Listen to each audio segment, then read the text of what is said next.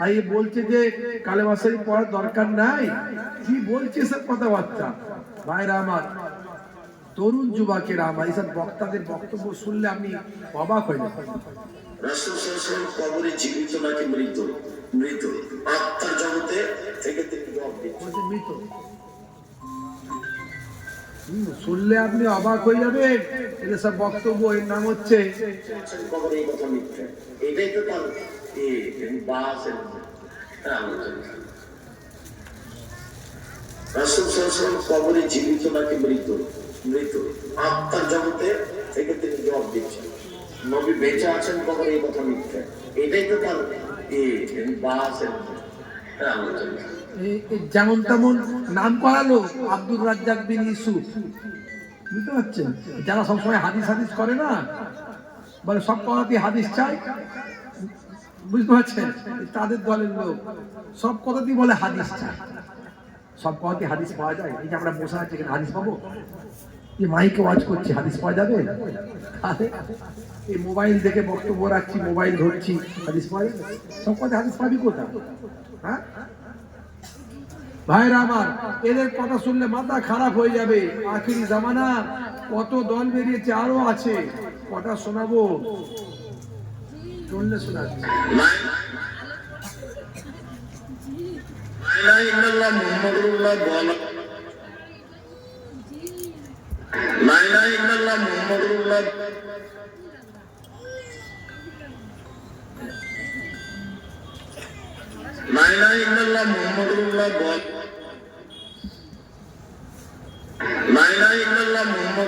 বলার সঙ্গে সঙ্গে সাল্লাল্লাহু আলাইহি সাল্লাম বলা যাবে কি যাবে না?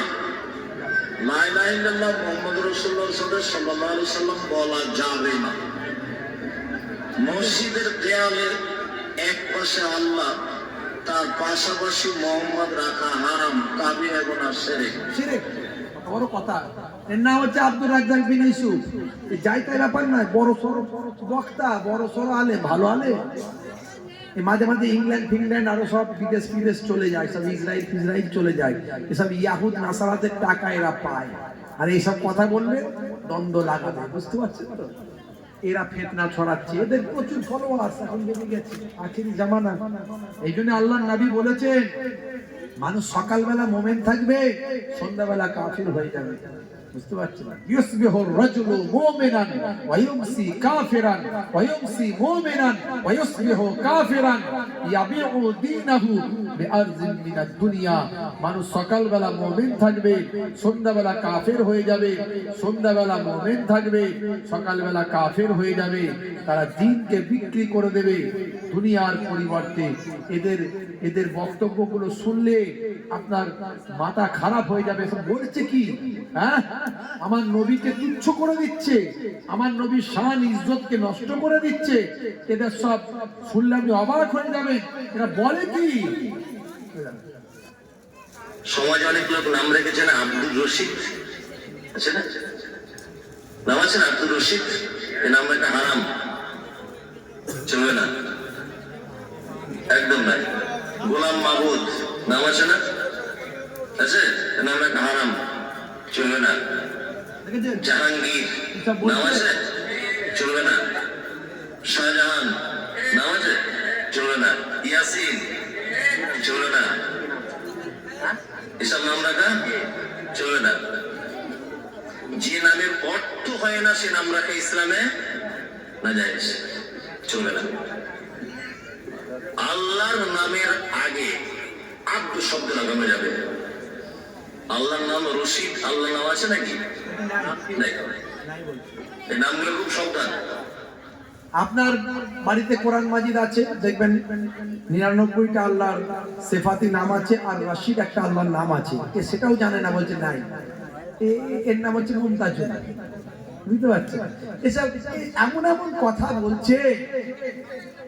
আল্লাহর নবীর হাদিস আছে, বলছে আখিরি জামানায় এমন এমন কথা শুনবে যা তোমাদের বাপ চোদ্দ পুরুষ শোনেনি, তোমরাও শোনেনি। সেই সব কথাবার্তা শুনবে, এসব শুনতে সব আমি শুনলে অবাক হয়ে যাবে। এরকম কটা শোনাবো, একটা শোনে। সব অস্ত্র রেখে দিয়েছে, সব রাখা আছে। এদের লোক এলে এগুলো উত্তর দেওয়া আপনি যে আবু জেহেলকে কাফের বলেন, আপনি যে আবু তালেবকে কাফের বলেন, আপনি যে আবু জেহেলকে কাফেরদের সর্দার বলেন, তারাও কিন্তু আমার আপনার মতো মুসলমান ছিল। আপনি বিশ্বাস করেন আর না করেন, কেননা আবু জেহেল বলতেছে বদরের যুদ্ধের আগে, আল্লাহুম্মা আনসুর আহাদাল ফিয়াতাইন, কাবা ঘরে গিয়ে আল্লাহর দরবারে হাত তুলে বলতেছে, আল্লাহ আজকে বদরের যুদ্ধে আমি মুহাম্মাদের মুখোমুখি, এই যুদ্ধে যারা হকের নিকটবর্তী তুমি তাদেরকে বিজয় দান করো। আব্দুল মুত্তালিব কার কাছে দোয়া করতেছে? কার কাছে? তার মানে আবু জেহেল আল্লাহর উপর বিশ্বাস করে না? করে না? করে। আর যে আল্লাহর উপর বিশ্বাস করে সে কি মুসলমান নয়? তাহলে আবু জেহেল যদি মুসলমান হয়, আল্লাহর উপর বিশ্বাস করে, তাহলে আল্লাহর আবু জেহেল নাকি খেলাই করে একবার আল্লাহর কাছে নাকি দোয়া চেয়েছিল, সেজন্য আবু জেহেল মুসলমান হয়ে গেল। তা মুসলমান হতে গেলে শুধু আল্লাহর কাছে দোয়া চাইলে হয়ে গেল? হ্যাঁ, নবীকে মানতে হবে না? নবীকে মেরে ফেলার জন্য তৈরি, আল্লাহর নবীর উপর নবীকে ধরতে পারলে মারতে পারলে 100 উট দেবে। হ্যাঁ, যে আবু জাহিল, তারপরে আবু লাহাব, আবু লাহাবের নিয়ে আল্লাহ কোরআনে আয়াত নাযিল করে দিয়েছে, তাব্বাত ইয়াদা আবি লাহাবি ওয়া তাব। আল্লাহ নিজে বলছে আবু লাহাবের হাত দুটো ধ্বংস হোক। আল্লাহ যাকে বলছে ধ্বংস হোক, এটাকে বলছে মুসলমান। এটাকে বললো জানেন? এটা হচ্ছে আব্দুর রাজ্জাকের ছেলে, আব্দুল্লাহ বিন আব্দুর রাজ্জাক। আখেরি জামানা, এই মোবাইলের যুগে এইসব চলছে, না একটু একটু না বললে, আমরা না বললে অসুবিধা আছে। আপনারা সাধারণ মানুষ বুঝতে পারবেন না, মনে হয় ওরাই ঠিক বলছে। হ্যাঁ, বলছে আল্লাহ মসজিদে আল্লাহর নাম একদিকে, একদিকে আমার নবীর নাম, বলছে রাখা শেখ। শুনলেন? শিরক, হারাম। আরে মিয়া, কোরআনে আমার নবীর সঙ্গে আল্লাহর নাম আছে না নাই? আজানে আমার আল্লাহর সঙ্গে নবীর নাম আছে না নাই? জান্নাতের দরজায় দরজায় আল্লাহর সঙ্গে নবীর নাম আছে না নাই? আল্লাহ নিজে নবীকে নিজের কাছ থেকে বাদ দিলেন না। এ বেটা বাদ দেওয়ার কে? এ বেটা বাদ দেওয়ার কে? পরিষ্কার বোঝা যায় এরা হলো ইয়াহুদ নাসারাদের ডলার খেয়ে মুসলমানদের মধ্যে ধর্মটাকে ধ্বংস করার চক্রান্তে নেমেছে। বুঝতে পারছেন? কারণ এরা গবেষণা করে দেখে নিয়েছে, আগামী রিপোর্ট এসছে, ইন্টারন্যাশনাল রিপোর্ট হয়েছে, আগামী 2050 সালের মধ্যে সারা বিশ্বে এখন নাসারাদের ধর্ম 1 নম্বরে আছে। তারা বলছে সেটাকে টপকে গিয়ে আগামী 50 সালের মধ্যে ইসলাম হবে 1 নম্বর ধর্ম। এটাকে ব্রেক করার জন্য তারা চক্রান্ত শুরু করেছে, কিভাবে ব্রেক করা যায় তার জন্য তারা অনেক কৌশল নিয়েছে, অনেক পথ অবলম্বন করেছে। বুঝতে পারছেন? অনেক পথ নিয়েছে। এই যে দেখছেন না মাঝে মাঝে আমার নবীকে নিয়ে কার্টুন তৈরি হচ্ছে, হ্যাঁ, কেন? কারণটা কি বলেন? আমার নবীকে নিয়ে কার্টুন তৈরি করলে, সিনেমা তৈরি করলে আমাদের ব্রেন ঠিক থাকবে? থাকবে? জাস্ট একটা উদাহরণ দিচ্ছি, এইরকম অনেক কিছু আছে, কোরআন পড়িয়ে দেওয়া, আরো অনেক কিছু আছে। এই বিধানসভা ভোটে থাকা আরো অনেক কিছু হবে, আরো অনেক কিছু ঘটনা ঘটবে। তো আমার নবীকে নিয়ে যদি কেউ সিনেমা তৈরি করে, কার্টুন তৈরি করে, ব্যঙ্গচিত্র আঁকে, আমাদের ব্রেন ঠিক থাকবে? যে নবী হলো আমাদের ইমাম, আমরা কি করব তখন? আন্দোলন করব, পথে নিয়ে পড়বো, হ্যাঁ, হই হই করবো, রাস্তা ঘিরে ফেলবো। কেউ একজন বলে দিল সারা সব জায়গায় বন্ধ করে দাও, সব জায়গায় রাস্তাঘাট বন্ধ করে দাও, যতক্ষণ না ক্ষমা চাইবে ফাঁসি হবে, এই হবে, সে হবে, ছাড়বে না। কি করব? একটা মিডিয়ায় আওয়াজ হয়ে গেল, আপনার রায় করার লোক রাস্তায় চলে গেল, অমুক যেমন রাস্তায় চলে গেল। ওর মাঝখানে ওই দলের লোক কিছু আছে, তারাই আপনার মতো টুপি টাপা পরে ওরাই প্রথম আগুনটা লাগিয়ে দেবে। আগুন শুরু হয়ে গেল, তারপর আপনিও তাতে ঘি ঢেলে দিলেন, আপনার তো মাথা গরম এমনি হয়ে আছে, শুরু হয়ে গেল। চারিদিকে পুরাপুরি বাস, লরি, ঘাট, রাস্তাঘাট, দোকান বাড়ি সব পুড়ছে। মিডিয়া এসে গেল, বড় বড় নিউজ হয়ে গেল, সারা বিশ্বের মানুষকে দেখাচ্ছে, দেখো মুসলমানরা সব পুড়িয়ে ফেলছে, মুসলমানরা সব ধ্বংস করে দিচ্ছে, মুসলমানরা সব বরবাদ করে দিচ্ছে, মুসলমানরা কত খারাপ, এরা সব জঙ্গি, এরা সব অমুক, এরা তমুক। এইটাই হলো আসল উদ্দেশ্য, যাতে করে বিশ্বের মানুষকে দেখানো যায় ইসলাম খুব খারাপ ধর্ম। বোঝা গেল? এটা একটা উদাহরণ দিলাম, এটা ওরা করছে, ওরা সাকসেস হচ্ছে। অনেকবারই এরকম ঘটনা ঘটেছে, তবে আলহামদুলিল্লাহ এখন মুসলমান একটু বুঝতে শিখেছে।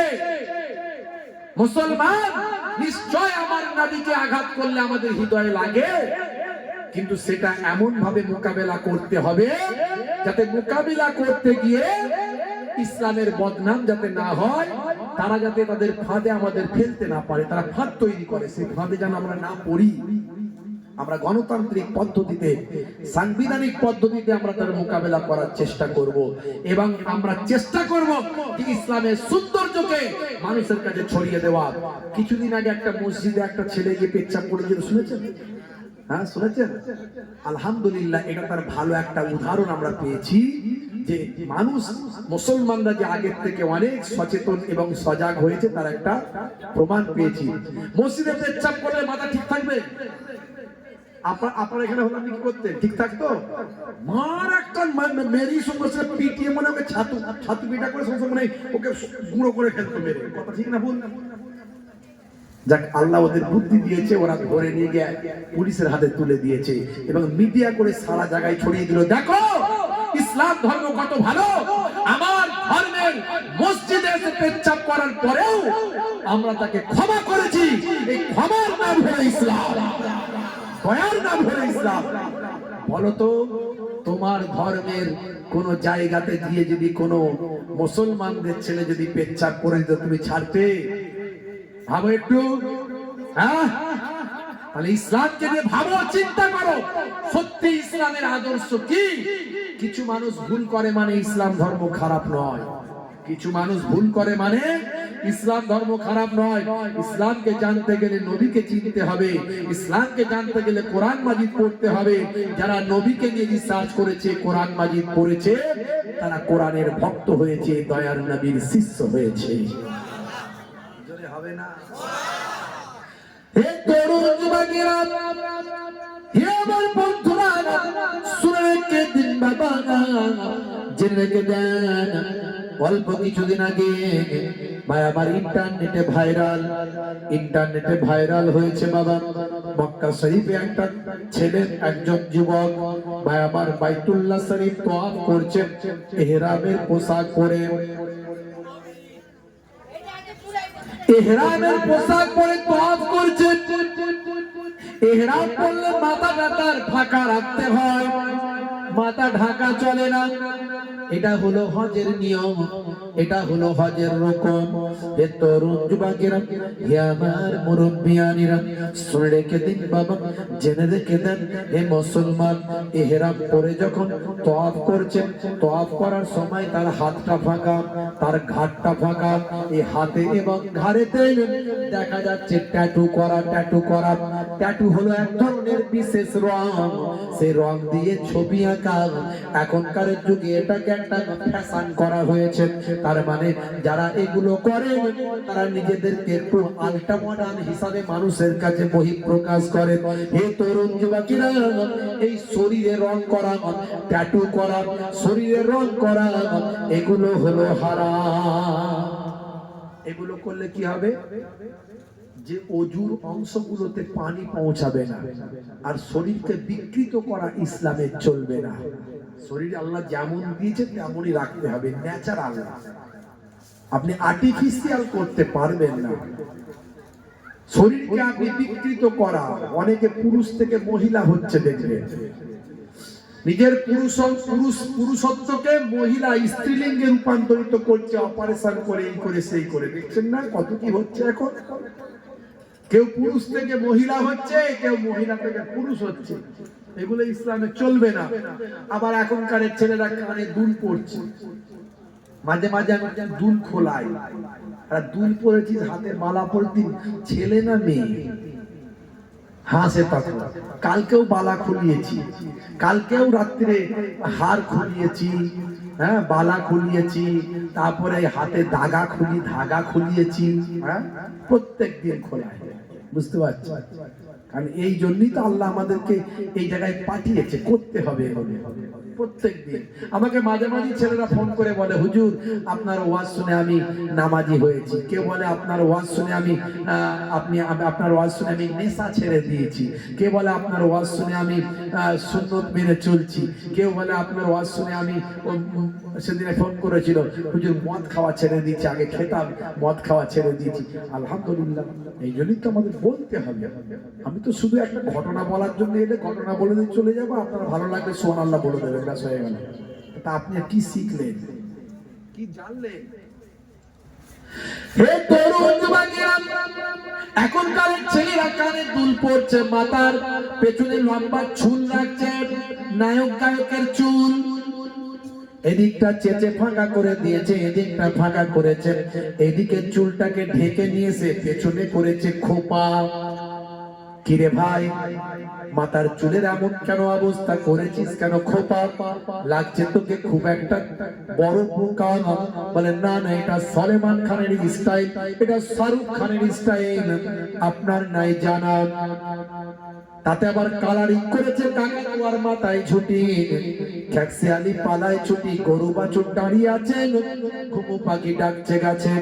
মুসলমানের ছেলে নাম রেখেছে ডায়মন্ড, হাতে ধরেছে স্মার্টফোন, কানে লাগিয়েছে হেডফোন, গান শুনছে পাগল মন।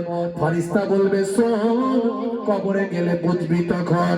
মুসলমানের নারী তারাও করছে বাড়াবাড়ি, হাতে ধরছে মাঝে মাঝে কাটারি, আর চিৎকার করে বলছে বেরিয়ে আই শ্বশুর শাশুড়ি। মুসলমানের নারী করবেন না বারে বাড়ি, চালাচ্ছে স্কুটি গাড়ি, সে চালাক অসুবিধা নাই, যদি হেফাজতের মধ্যে হিজাবের মধ্যে চালাই অসুবিধা নাই, কিন্তু গায়ে নাই ওড়না, বলছে আমার দিকে দেখ না। চুল করতে কালার, যাচ্ছে বিউটি পার্লার, নাম ছিল জারিনা, হয়ে গেল মুকারিনা। মুসলমানের নারী তারাও হয়েছে আনারি। আজকালকার পোলা দেখো সঠিক পথে চলে না, পিতা মাতা গুরুজনের কথা তারা শোনে না। চুলগুলো ছোট ছোট, প্যান্ট শার্ট আটো সাটো, সুজুরা পায়ে দিয়ে, পেছনে ব্যাগ নিয়ে, লাল লাল জুতো পায়ে, চোখে কালো চশমা, দুই চোখ মেলে খোঁজে বেদের মেয়ে জোসনা। গায়ে হাতে ট্যাটু আঁকা, গায়ে হাতে ট্যাটু আঁকা, হেঁটে চলে আঁকা বাঁকা, কাছে গেলে দেখা যায় সুস্থ ছেলে না, তিরঙ্গার দুর্গন্ধে টেকা যায় না, তিরঙ্গার দুর্গন্ধে টেকা যায় না। মুসলমানের ছেলে নেশাখোর, পাত্তাখোর, গাঁজাখোর, তারিখোর, মদখোর, জুয়াখোর।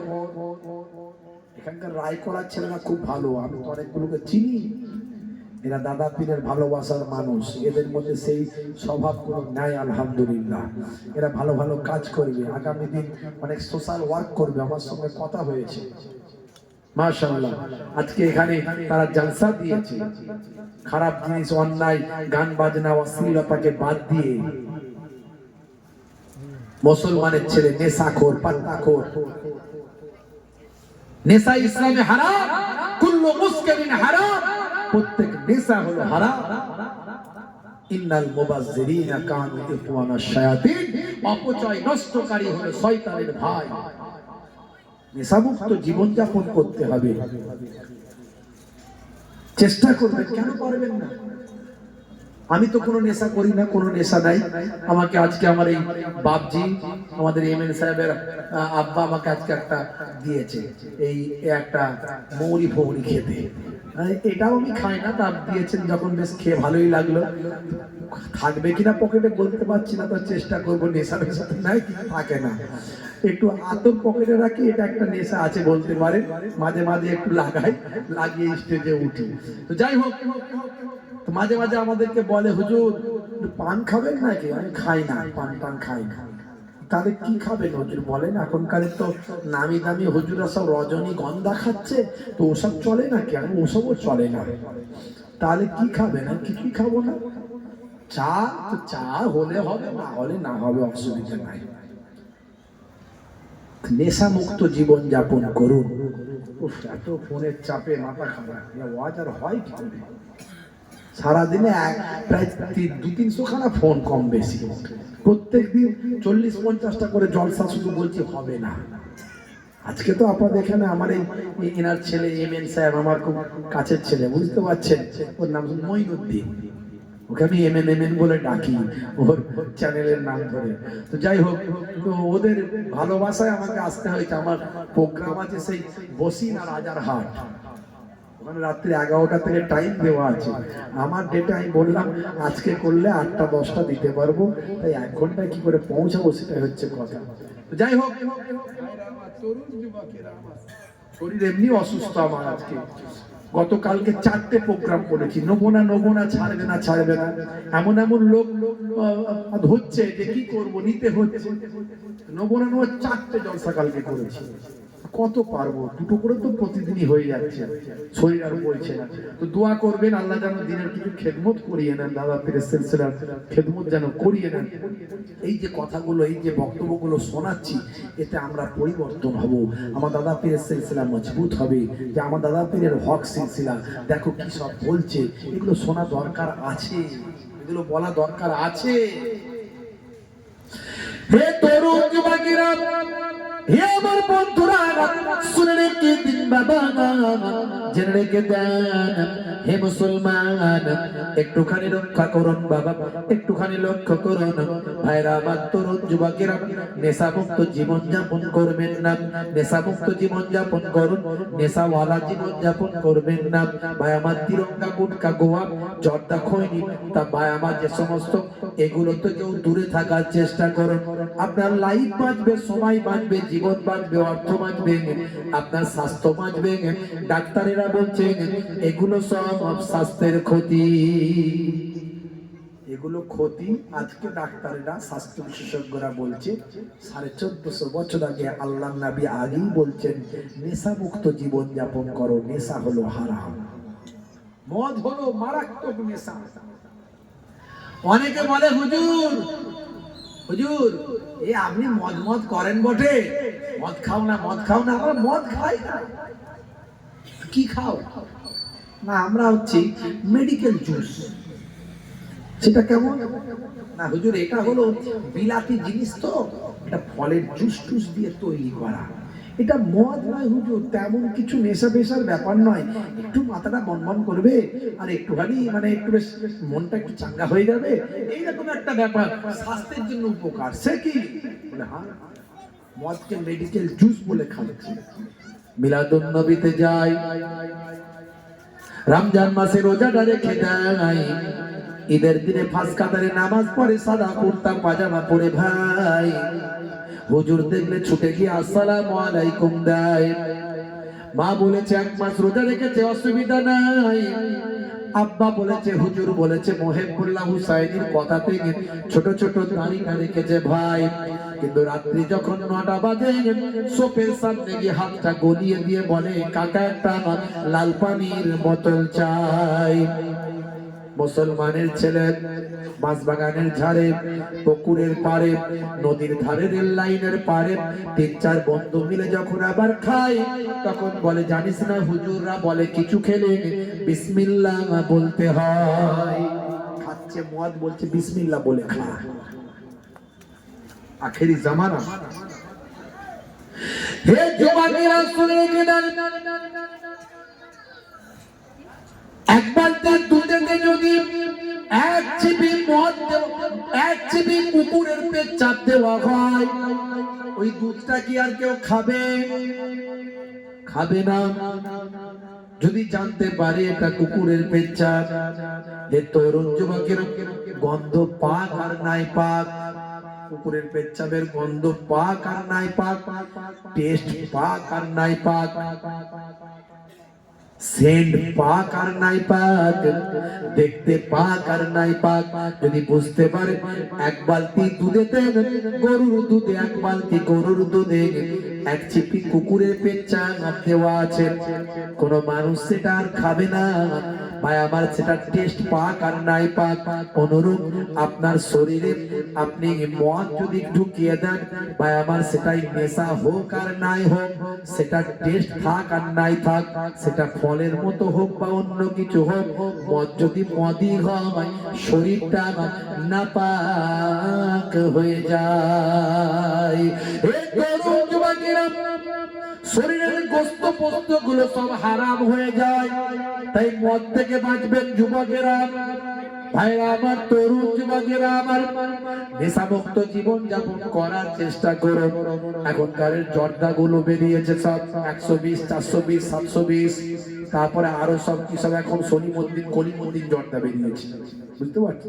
সবের ভিতরে কেমিক্যাল, সবের ভিতরে কেমিক্যাল, এগুলো স্বাস্থ্যের জন্য ক্ষতি। সাদা পান খাবেন, পান খাচ্ছেন সাদা পান খান। আগের যুগের জর্দা আলাদা ছিল, দোকটা আলাদা ছিল। সাদা পান খাওয়া অভ্যাস করুন। কেন নেশা করবেন? হে তরুণ যুবকেরা, হে আমার বন্ধুরা, শুনে রেখে দিন বাবা, জেনে রেখে দেন হে মুসলমান, একটুখানি লক্ষ্য করুন বাবা। তরুণ যুবকেরা আমার, ভাই আমার, তিরঙ্গা গুটকা খেলেন আপনার নার্ভের সমস্যা হয়ে যাবে। তিরঙ্গা গুটকা ভালো চলছে, ধান্দা খাচ্ছে রজনীগন্ধা, কারবারে অশান্তি চালাচ্ছে শান্তি, মন করবে কমল খাচ্ছে ওরা বিমল। এগুলো খেলে নার্ভের সমস্যা হবে, যৌন সমস্যা হয়ে যাবে। হে তরুণ যুবকেরা, এই সমস্ত ডাস্ট গুলো থেকে যুবকেরা বাঁচতে হবে। মুসলমানের ছেলে free fire, PUBG, online game, mobile নিয়ে ব্যস্ত হয়ে যায়। 24 ঘন্টা হাতে মোবাইল থাকে, খেতে খেতে, শুতে শুতে, বসতে বসতে, কথা বলতে বলতে, সবেতেই গুলি চালাচ্ছে। ঢিরি ঢিরি ঢিরি ঢিরি গুলি চালানো বন্ধ নাই, আছে না? নাই। নেশা, এও হারাম। ফ্রি ফায়ার, পাবজি, হ্যাঁ, এখন নায়ক গায়ক খেলোয়াড় প্লেয়ার শাহরুখ খান বলছে এই গেমটা আমি খেলি, এটা তুমি খেলো, এটা তুমি খেলো, অনেক টাকা ইনকাম। মুকেশ আম্বানির ছেলে অনন্ত আম্বানি, নীতা আম্বানি তার বউ, ছেলের বিয়ে হলো কদিন আগে, শত শত কোটি টাকা খরচ করে তারপরে অ্যাড দেওয়া শুরু করলো। মুকেশ আম্বানিও বলছে এই গেমটা যদি তুমি ডাউনলোড করে খেলো অনেক টাকা ইনকাম করবে। তার ছেলেও বলছে অনেক টাকা ইনকাম করবে, মাও বলছে, নীতা আম্বানি বলছে অনেক টাকা ইনকাম করবে। শুধু তাদের বলে হলো নি, সচিন টেন্ডুলকারের মতো একজন ভালো লোক, তাকে দিয়েও অ্যাড করাচ্ছে, তুমিও অ্যাড করে দাও, এত টাকা ইনকাম করবে। এইভাবে বলে সমাজটাকে ধ্বংস করে দিচ্ছে। সব গেমে আসক্ত করছে, মোবাইলে আসক্ত করছে, ব্রেন খারাপ করছে, চোখ খারাপ করছে, বুদ্ধি খারাপ করছে, অপচয় সময় নষ্ট করছে, শিক্ষাচ্যুত, কর্মচ্যুত, বুদ্ধিচ্যুত, পিতামাতার অবাধ্য, মানে পিতামাতার বাধ্যচ্যুত, সব কিছু করে সমাজটাকে রসাতলে পাঠিয়ে দিচ্ছে। এই সমস্ত লোকগুলো আমার আপনার ঘরে সহজ সরল ছেলেরা বোঝে না, এইসব নিয়ে ব্যস্ত। এগুলো সব হারাম, নেশা হলো হারাম, এগুলো সব নেশা। নেশা থেকে বাঁচতে হবে যুবকেরা। যারা এই নেশা করবে, অপচয় খরচা করবে, শয়তানের ভাই। আল্লাহর কোরআন বলছে, আমি বলছি না। অপচয় খরচাকারী শয়তানের ভাই। এই যে ভাই আমার ঘন্টার পর ঘন্টা ব্যাটারি খরচা করছে, পয়সা খরচা করছে, বুদ্ধি খরচা করছে, সময় খরচা করছে, এগুলো সব অপচয়। এই অপচয় খরচা করে শুধু হারাম কাজ করছে না, বরং ওই সমস্ত ছেলেগুলো যারা free fire, PUBG, online game ঘন্টার পর ঘন্টা খেলে, এরা সব শয়তানের ভাইতে পরিণত হচ্ছে। যাদের মোবাইলে এগুলো আছে সব ডিলিট করতে হবে। মোবাইলে অশ্লীলতা ভিডিও, বাজে বাজে গান, অশ্লীল ছবি, অশ্লীল ভিডিও শেয়ার করছে। এখানে তিরঙ্গা খাচ্ছ, বাইরে চলে যাবে। নাক দেখে তো, নাক বুঝতে পারলেন? নাকটা কিরম বুঝতে পারলেন? খাচ্ছে ওখানে, মাঝে মাঝে মুসাফা করতে আসে, আসসালামু আলাইকুম, ওইখানে চেবাচ্ছে, বুঝতে পারছেন? কমিটির ছেলে, হুজুর আসসালামু আলাইকুম, মাল ঢুকানো আছে, মাল ঢুকানো আছে। সর্বনাশ করেছে, এটা আমার একদম সহ্য হয় না, বমি পেয়ে যায়, ভয়ঙ্কর লাগতো। বিড়ি সিগারেট আর তিরঙ্গা গুটকার গন্ধ একদম দূর থেকে। মদ খেয়ে তো আমার সামনে আসে না, এগুলো খেয়ে আসে মাঝে মাঝে, বুঝতে পারছেন? দেখেছেন, ফোন শুধু মাথা খারাপ করে দেওয়া, ফোনটা সাইলেন্ট করতেও ভুলে যাচ্ছে। তো যাই হোক, তো একদম সহ্য হয় না, ওই দূর থেকে বলে কমিটির ছেলে জলসায় গেলে হুজুর আসসালামু আলাইকুম, তখন বুঝতে পারি মাল ভিতরে ঢোকানো আছে। আমি মাথা খারাপ, সর্বনাশ করেছি, আমার তো একদম সহ্য হয় না, তো আমার দিকে আসছে, তো মুসাফা করবে, এবারে মুসাফা করবে, আমি মুখটাকে ঘুরিয়ে নিয়ে হাতটা বাড়িয়ে দিই, ওয়ালাইকুম আসসালাম, ওই যা বলে আমার মুখ অটোমেটিক হয়ে যায় ওয়ালাইকুম আসসালাম, বুঝতে পারছি। তো মুসাফা কিন্তু হলে কি হবে, যেখানে বাঘের ভাই সেখানে তো সন্ধে হয়, এই কথা ঠিক।